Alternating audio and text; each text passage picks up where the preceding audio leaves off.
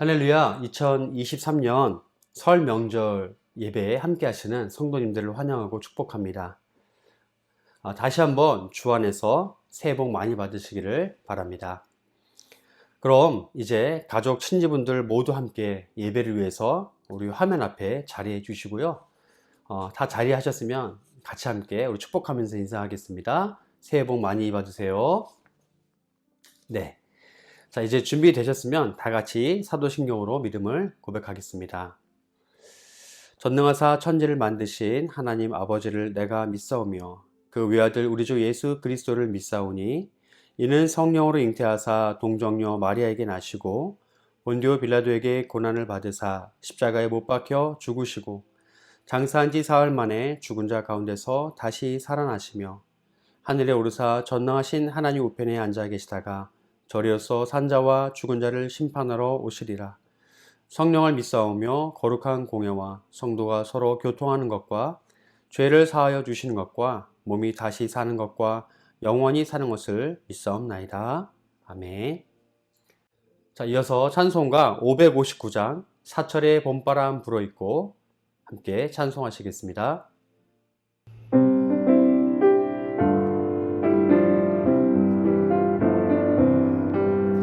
사철의 봄바람 불어있고 하나님 아버지 모셨으니 믿음의 반석도 든든하다. 우리 집 즐거운 동산이라. 고마워라 임마누엘, 예수만 섬기는 우리 집. 고마워라 임마누엘, 복되고 즐거운 하루하루. 어버이 우리를 고이시고 동기들 사랑에 묻혀있고 기쁨과 서름도 같이 하니 한간의 초가도 천국이라. 고마워라 임마누엘, 예수만 섬기는 우리 집. 고마워라 임마누엘, 복되고 즐거운 하루하루. 아침과 저녁에 수고하여 다 같이 일하는 온 식구가 한 상에 둘러서 먹고 마셔.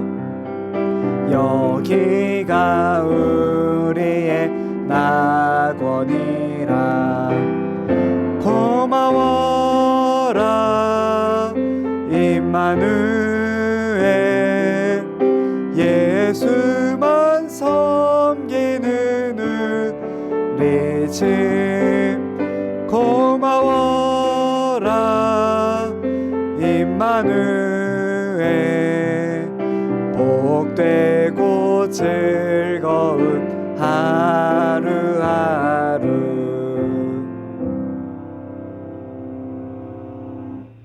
네, 오늘 함께 보실 말씀은 신약성경 마태복음 2장 13절에서 23절까지의 말씀입니다. 제가 봉독하겠습니다.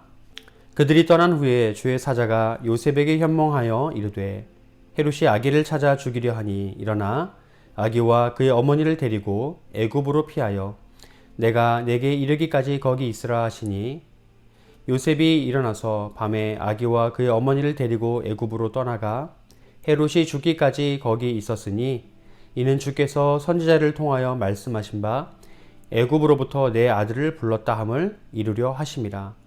이에 헤롯이 박사들에게 속은 줄 알고 심히 노하여 사람을 보내어 베들레헴과 그 모든 지경 안에 있는 산의 아이를 박사들에게 자세히 알아본 그 때를 기준하여 2살부터 그 아래로 다 죽이니, 이에 선지자 예레미야를 통하여 말씀하신 바 라마에서 슬퍼하며 크게 통곡하는 소리가 들리니 라헬이 그 자식을 위하여 애곡하는 것이라. 그가 자식이 없으므로 위로받기를 거절하였도다 함이 이루어졌느니라. 헤롯이 죽은 후에 주의 사자가 애굽에서 요셉에게 현몽하여 이르되, 일어나 아기와 그의 어머니를 데리고 이스라엘 땅으로 가라. 아기의 목숨을 찾던 자들이 죽었느니라 하시니, 요셉이 일어나 아기와 그의 어머니를 데리고 이스라엘 땅으로 들어가니라. 그러나 아켈라오가 그의 아버지 헤롯을 이어 유대의 임금됨을 듣고 거기로 가기를 무서워하더니 꿈에 지시하심을 받아 갈릴리 지방으로 떠나가 나사렛이란 동네에 가서 사니, 이는 선지자로 하신 말씀에 나사렛 사람이라 칭하리라 하심을 이루려 함이러라. 아멘. 할렐루야. 사랑하는 반석의 성도 여러분, 복된 명절 2023년 가정예배에 오신 여러분 주 이름으로 환영합니다. 자, 이 명절이 되게 되면은 우리가 참 그동안 그리운 우리 친지들을 만나게 돼서 참 기쁘죠. 서로 인사 한번 할까요? 예. 안녕하세요. 반갑습니다. 그리고 만난 음식도 먹어서 참 기쁜 시간이 되는데, 가장 중요한 것은 마치 그 연어가 회귀 본능이 있어서 산란기에 자기 알을 놓기 위하여 상류로 근원지로 오게 되는 것을 보게 되면은, 우리가 친지들이 모여서 내가 살아왔던 그 삶의 뿌리, 그리고 과거의 역사들, 그리고 지금 어떻게 살아갈 것인가, 이런 것들을 다시 한번 돌아볼 수 있는 중요한 그 예배와 또 시기가 되리라 생각이 됩니다. 그래서 오늘 제가 여러분에게 드리고자 하는 마태복음 2장 13절 18절의 말씀을 선포할 테니까, 예배 이후에 여러분들이 이 말씀을 가지고 좀 도란도란 이야기도 나누고 여러분의 뿌리를 다시 찾고 또 어떻게 살아갈 것인가, 이렇게 결단하는 시간이 되었으면 좋겠습니다. 여러분, 이 마태는 그 유대인들에게 글을 쓰는 목적을 갖고 있습니다. 그러니까 대상자가 유대인이라고 하는 것이죠. 자, 유대인들이 갖고 있었던 그들의 전통, 그리고 관습, 그리고 역사, 문화에 의하여서 그들은 꽉 뭔가에 사로잡혀 있었죠. 그래서 예수 그리스도를 구세주로 받아들이지 못하고 종교 생활에 익숙했던 자들입니다. 그들을 깨우치고자 마태는 글을 쓰는 것이죠. 그래서 오늘 본문에도 보게 되면은 두 군데의 구약의 말씀을 이용하게 되는데, 첫 번째는 호세아고 두 번째는 예레미야입니다. 호세와 예레미야를 통해서 그들이 갖고 있었던 잘못된 것을 깨부수고 또 새로운 복음을 받아들이기 위한 것을 말씀하는 것이죠. 자, 그런 의미로 오늘 본문은 13절과 15절까지 우리 자녀들과 함께 크게 천천히 한번 선포해 보도록 하겠습니다. 오늘 본문 13절입니다. 시작. 그들이 떠난 후에 주의 사자가 요셉에게 현명하여 이르되, 헤롯이 아기를 찾아 죽이려 하니 일어나 아기와 그의 어머니를 데리고 애굽으로 피하여 내가 네게 이르기까지 거기 있으라 하시니, 14절. 요셉이 일어나서 밤에 아기와 그의 어머니를 데리고 애굽으로 떠나가, 15절. 헤롯이 죽기까지 거기 있었으니 이는 주께서 선지자를 통하여 말씀하신 바 애굽으로부터 내 아들을 불렀다 함을 이루려 하심이니라. 헤롯이 영아들을 죽이려고 하니 요셉이 일어나서 애굽으로 피신하였던 사건을 말씀을 하는 것이죠. 마태가 기록한 것인데, 이것은 화면을 보시게 되면 호세아 11장 1절의 말씀을 인용한 것입니다. 제가 읽어드립니다. 이스라엘이 어렸을 때에 내가 사랑하여 내 아들을 애굽에서 불러내었거늘. 여러분, 이게 그 이집트의 노예 생활에서 하나님이 그들을 불러낸 사건을 인용한 것이죠. 마태는 이 호세아 선지자 예언을 예수 그리스도 예언의 성취로 기록하고 있는 것입니다. 자, 여기에 보면은 아들을 애굽에서 불러내었다 할 때 그 아들을 하고 하는 이 전치사, 이게 톤 휘온이라고 하는 이 전치사가 앞에 있는데요. 이거를 다시 이렇게 해석할 수 있습니다. 아들로 불러내었다. 다시 한번 얘기하면 아들 같은 행동을 기대하고 아들을 삼기 위해서 불러내었다로 또 정확한 해석을 이렇게 할 수가 있습니다. 그러니까 이것이 우리를 향한 복음인 것이죠. 이스라엘 백성들이 애굽 생활에서 노예 생활을 했지만은 다시 불러내어 아들로 삼기 위하여 그들에게 해방을 주었다. 오늘 우리들은 죄의 노예가 되어서 살아가는 우리들이지만은 하나님께서 예수 그리스도를 통하여 여러분들을 아들로 불러내었다. 아멘이시죠? 그래서 이것은 사도 바울도 이렇게 우리에게 선포합니다. 로마서 5장 6절에서 8절을 제가 선포할 텐데 여러분 절수가 끝날 때마다 아멘으로 화답해 주시면 감사하겠습니다. 우리가 아직 연약할 때에 기약대로 그리스도께서 경건하지 않은 자를 위하여 죽으셨도다. 아멘이시죠? 7절 의인을 위하여 죽는 자가 쉽지 않고 선인을 위하여 용감히 죽는 자가 혹 있거니와 아멘이시죠? 8절입니다. 우리가 아직 죄인 되었을 때 그리스도께서 우리를 위하여 죽으심으로 하나님께서 우리에 대한 자기의 사랑을 확증하셨느니라. 결과적으로 우리를 위하여 죽으셨다고 하는 것은 이것은 최종적인 궁극적인 목적은 우리를 자녀 삼기 위한 것이다. 그래서 우리의 신분이 바뀌었다. 이것이 복음이라고 하는 것입니다. 따라서 오늘 이 예배를 드리는 모든 주의 백성들은 신분이 바뀐 것이죠. 하나님의 자녀가 되는 권세를 우리가 입었다. 여러분, 하나님의 자녀 혹은 우리가 아들과 딸이 되었다고 하는 이 특권이 무엇일까요? 저는 목회자이기 때문에 아마 어린 자녀들이나 혹은 청소년들이나 심지어 청년들까지 제 사무실에 이렇게 함부로 들어오기가 어려울 것이죠. 그러나 제가 담임으로 왔을 때 제 방을 문을 활짝 열고 들어와서 냉장고를 열 수 있는 특권은 우리 자녀들의 특권이죠. 우리 자녀들은 아빠가 이제 여기 담임 목사이기 때문에 제 방을 그냥 들어오게 되고 비밀번호를 들어오게 되겠죠. 근데 여러분, 제가 이제 담임으로 돼서 제 방에서 주일마다 사탕을 주고 나니까 꼬마 아이들과 저들 많이 친해졌죠. 그래서 꼬마 아이들도 이제 어린 아이들도 유치부 아이들, 유년부 아이들 할 것 없이 제 방을 막 드나들죠.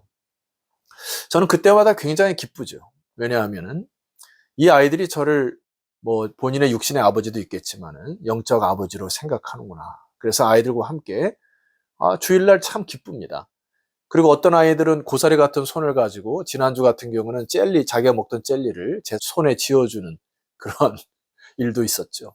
이것이 너무 기뻤고 이것이 바로 교회가 아닌가 생각하는 것이죠.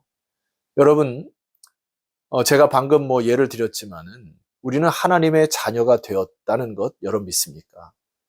우리는 하나님의 자녀로 담대히 예수 그리스도를 의지하여서 은혜의 보좌 앞에 나가는 여러분 되기를 소망합니다.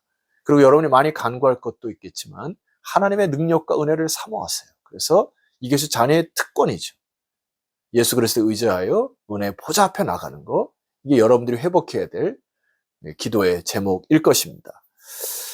자, 두 번째로 마태는 헤롯을 통하여서 베들레헴 유아들이 죽음에 대하여 이렇게 언급을 하고 있습니다. 2장 17절에서 18절도 우리 함께 합독해 볼까요? 자, 17절 준비됐습니까?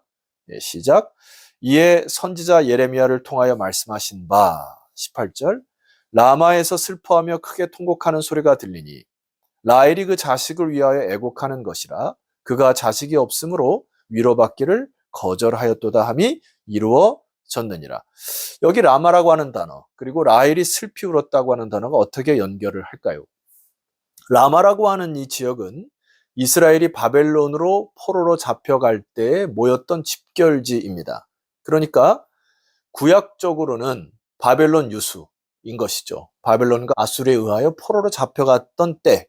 그러니까 이것을 다시 이렇게 해석할 수 있습니다. 그가 자식이 없으므로 그들이 있지 아니하므로 자식이 있다가 없으므로 백성들이 포로로 잡혀간 것을 라마에서 슬피 울었다 이런 표현을 할 수가 있고요. 신약에서는 베들레헴 인근이 바로 이 라마라고 하는 지역입니다. 그러니까 그리스도를 죽이고자 헤롯이 폭정을 휘두를 때 유아들이 죽어가는 광경을 통하여 많은 사람들이 울었다 이런 표현이죠.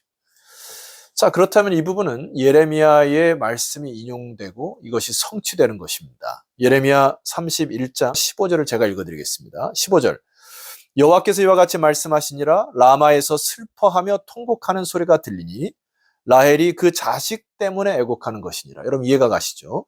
그가 자식이 없어져서 위로받기를 거절하는도다.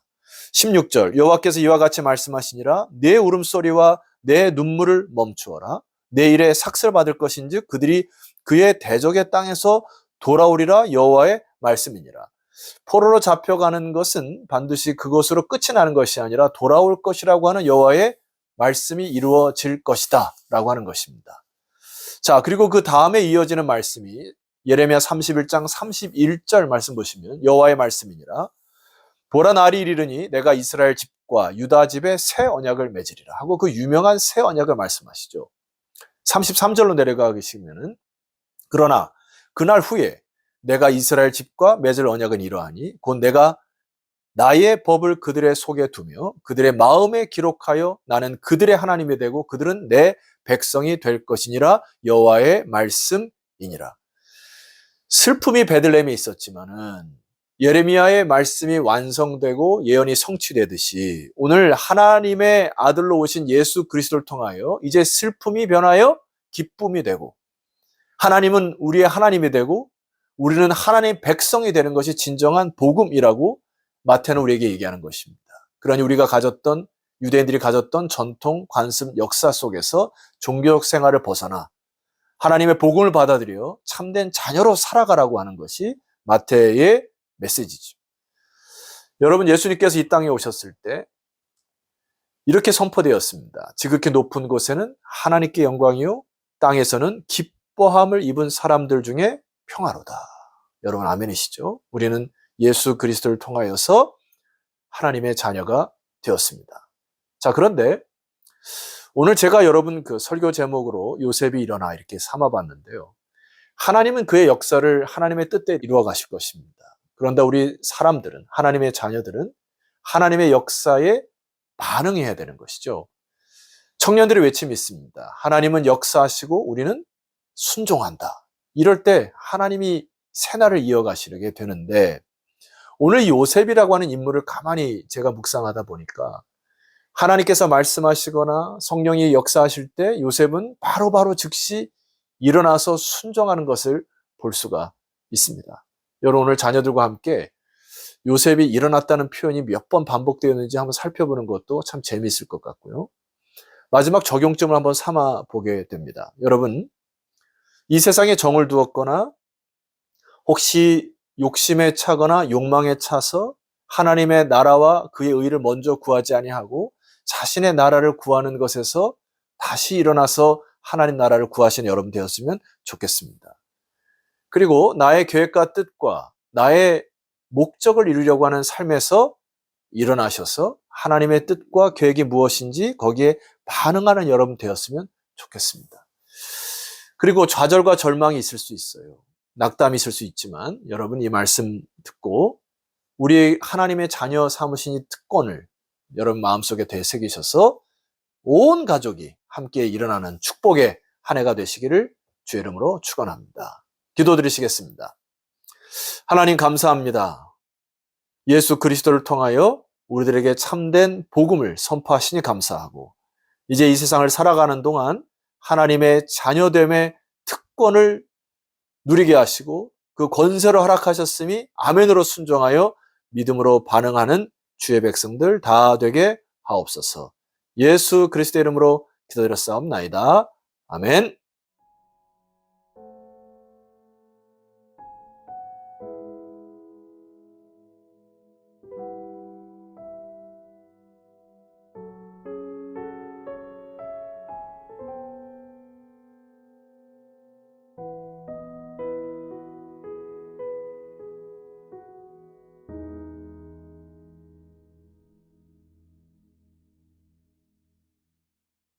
자, 그럼 다 함께 찬송가 330장 어둠 밤 쉬 되리니 함께 찬송하시겠습니다.